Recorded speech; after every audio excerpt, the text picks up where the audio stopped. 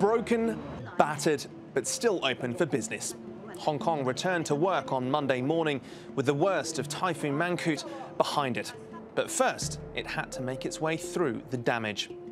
As stock markets opened, a storm warning about strong winds was still in effect.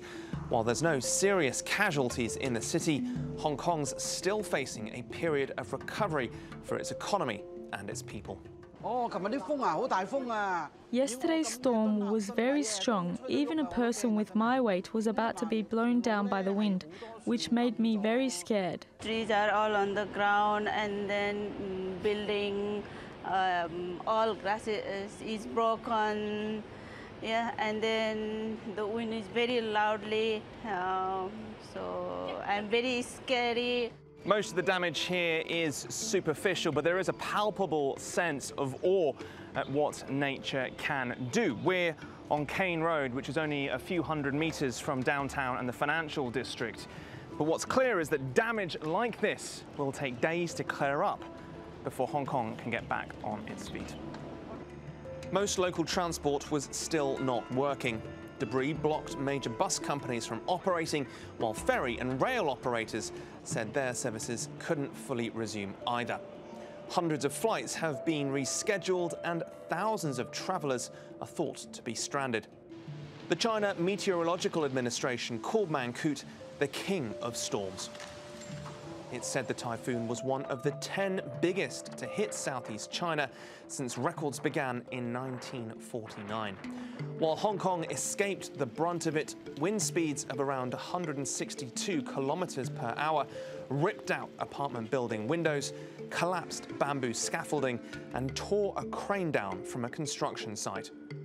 Sea levels at Victoria Harbour rose as much as 4 meters higher than normal, according to the observatory. Macau's casinos were closed on Sunday for the first time ever in a potentially costly precaution that could hit September revenue there by as much as 7%. Hong Kong's horse racing on Sunday was also aborted, wiping out $1.2 billion in turnover. The Hong Kong Jockey Club hopes to make up that revenue after rescheduling the race for December. While there's clearly relief that no one was seriously hurt in Hong Kong, the pain of Typhoon Mangkhut could still leave a lasting dent on its economy. Joel Flynn, TRT World, Hong Kong. And Joel Flynn sent us this update as Hong Kongers returned to work on Monday.